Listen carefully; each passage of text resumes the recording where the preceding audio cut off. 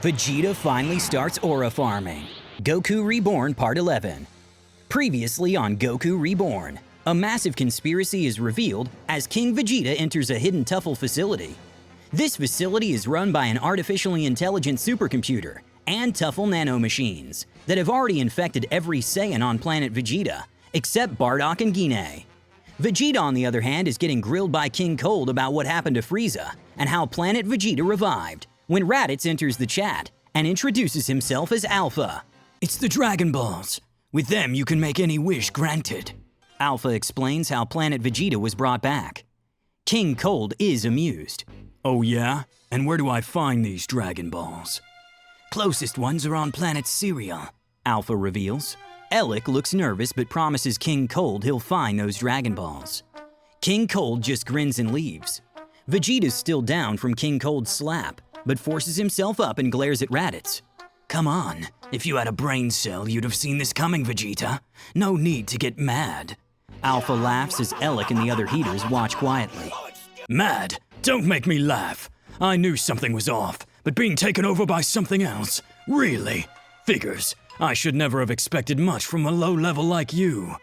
Vegeta says, and steps closer to Raditz. Alpha's smile turns cruel. Don't try anything stupid, Vegeta. It's not your time to die. Not my time. So you're also why I've been getting weaker all along. Vegeta is mad. Alpha shrugs. Yeah, but don't blame Raditz. He was mostly himself until his body got riddled with bullets.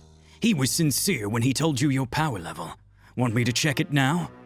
Then the Heaters watch as Alpha declares, your power level is about 1500. Pathetic! The Prince has the same power as Raditz now. Vegeta's glare sharpens. Tell me, how did you do it? How did you make me weaker?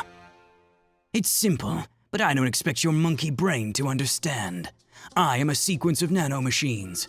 I infiltrated your body at the same time as Raditz's, but taking over your mind and body wouldn't have been enough. I needed something more. More despair. So guess what? We, the Tuffle nanomachines, decided it'd be more ironic to kill all the Saiyan cells in your body. And that's what we did. Now at this rate, your power level will soon hit 0, and at the very least, you'll cease to be a Saiyan. Alpha looks ecstatic as he says this. Are you sure my power level is 1500? Vegeta asks, and at the same time, Maki uses her scouter to check Vegeta's power. Suddenly it starts rising.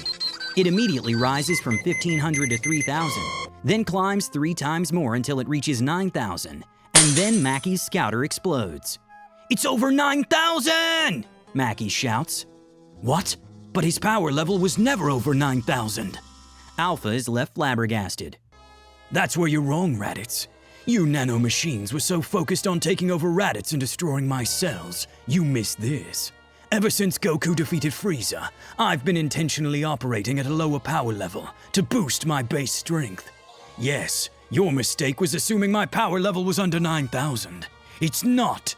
For the me who surpassed my father as a kid, and the me who's been training since Goku beat Frieza, my true level has always been at least twice my base.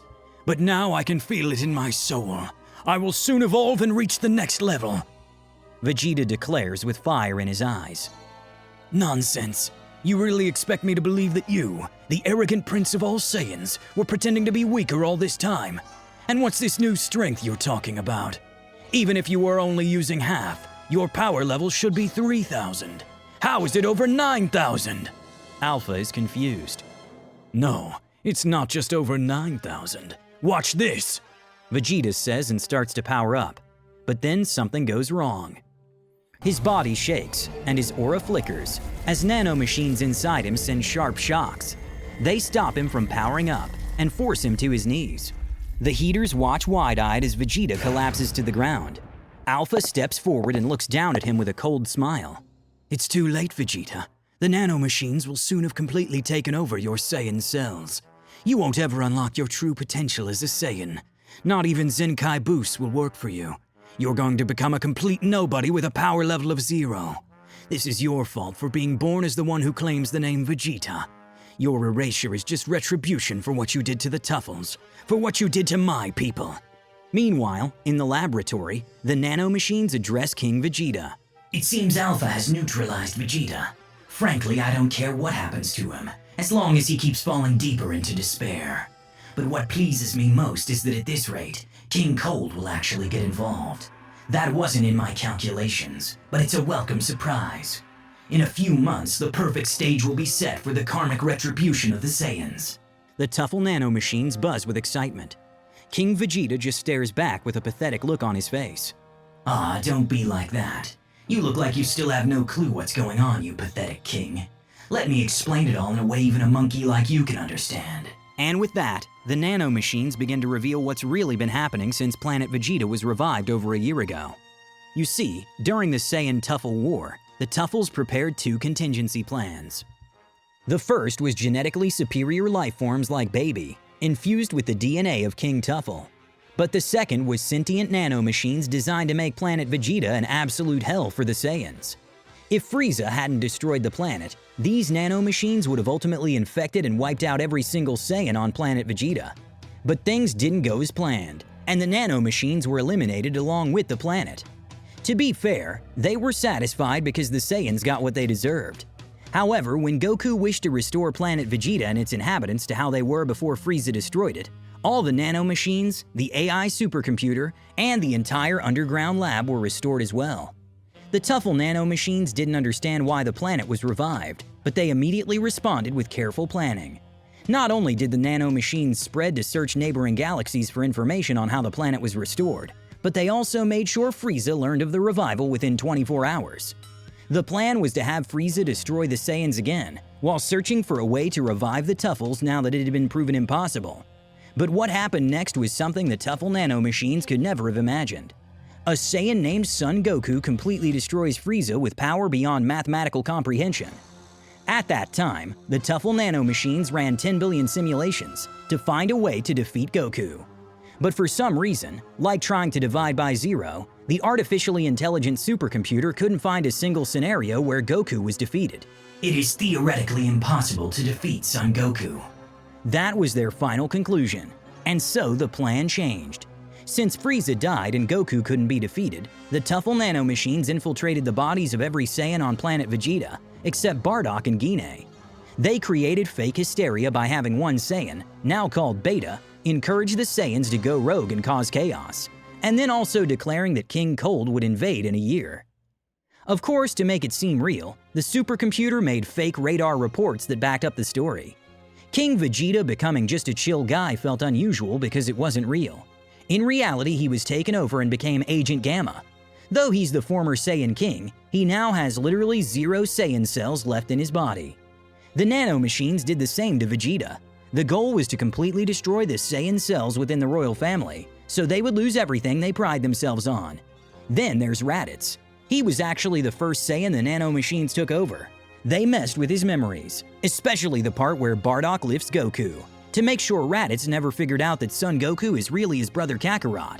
But Raditz isn't all that important to the nanomachines. For now, he's just a tool to make sure that wherever Vegeta meets his end, Vegeta knows what happened, who did it, and why his Saiyan identity was erased.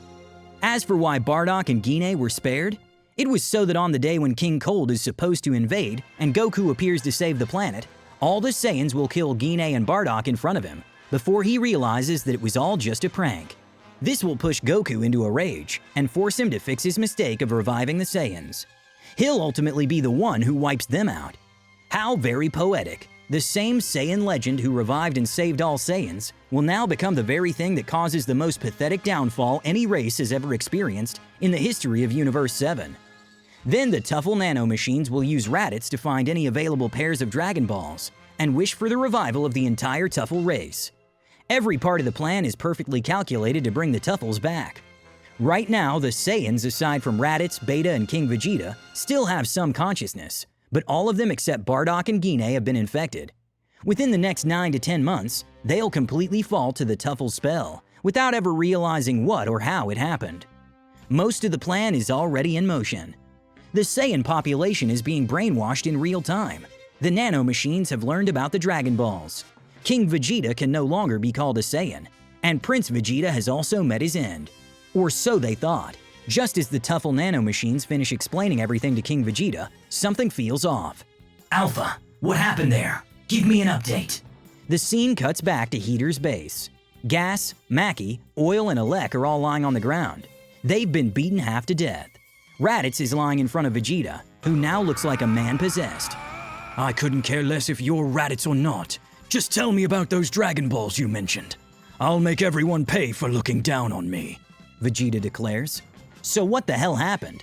While the nanomachines had destroyed more than half of all Saiyan cells in Vegeta's body, many others were damaged but still alive. Then, when Granola shot Vegeta all over and King Cold beat him up, those damaged cells felt an intense rage and triggered a huge Zenkai boost. And finally, a few minutes ago, Vegeta's will caused every single one of those cells to wake up. This triggered an independent evolution of those cells, until ultimately, all the ones still alive permanently evolved into actual Super Saiyan cells. Yes, the Saiyan cells inside Vegeta's body transformed into Super Saiyan cells. And although it wasn't enough for Vegeta himself to fully transform, something truly insane happened.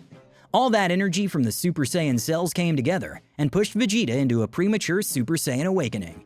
In simple terms, he awakened as a false Super Saiyan. His power level, which Alpha thought was only 3,000, shot up by 50 times and hit 150,000. And just like that, Vegeta takes his first real step toward realizing his ultimate destiny as Son Goku's greatest rival. Not enough. I need to get stronger. I need to become the strongest. As he declares this, flashes of Son Goku, Frieza, King Cold, and even Beerus, the god of destruction, race through his mind. At the same time, Bardock and Gine are seen training in an empty field on planet Vegeta. Say, don't you think everyone's been acting weird lately? Gine is concerned. What do you mean? Nothing can be weirder than all of us coming back to life, Bardock replies, while blocking one of her kicks. Nah, the Saiyans are definitely acting weird. I snapped at someone this morning. Normally that would have led to a fight, but he just smiled and waved. Like, seriously? Gine adds. Haha, to be fair, you've gotten cuter since you started hanging out with our boy Kakarot. Bardock laughs. Gine kicks him straight in the gut. Oh, shut up. I only act cute in front of my sons. Hearing this, Bardock stays quiet. He remembers the conversation with Raditz, while still feeling the sting of Gine's kick, but he says nothing. Meanwhile, Goku and Piccolo are now on the lookout. Mr. Popo, do you know anything about the Great Sage equal to heaven? Goku asks. Why, yes, of course I do, Mr. Popo says with a small smile. Great Sage equal to heaven is the title of a character in a popular book. I'm quite fond of it, actually. It's called Journey to the West. Goku scratches the back of his head. Now, where have I heard that name before? He pauses, then snaps his fingers. Ah, right. Grandpa Gohan once told me he named me after a character in a book. It was like Monkey King or something. Could that be the same one? Yeah, that's the one. The Monkey King Sun Wukong is the main character in Journey to the West, Mr. Popo replies. All right, thank you, Mr. Popo. We can always count on you, Goku says with a grin. Mr. Popo nods in return, as Goku turns to Piccolo. Let's go, Piccolo. We'll ask Grandpa Gohan what the Great Sage equal to heaven really means. Goku puts his hand on Piccolo's back and uses instant transmission. In a flash, they appear in front of Grandpa Gohan's house at Mount Paozu. And that's all for Chapter 11, guys. I'm sure you got plenty to say about everything that just went down, so feel free to go wild in the comments. What are your theories about what's coming next? How strong do you think Vegeta will be in 9 more months? What's he planning to wish for with the Dragon Balls? And more importantly, what does it really mean to be the Great Sage equal to heaven? I can't wait to hear your thoughts and dive into your theories. This also marks the end of the second arc, which will soon be released as a movie. So if you have any questions about the story so far, or just something cool you want to share with everyone, drop it in the comments. I'll be putting together a trivia section for the movie based on your questions. And as always, if you'd like to see more, don't forget to subscribe to the Nimbus channel. Thanks for watching, and we'll see you all in the next video.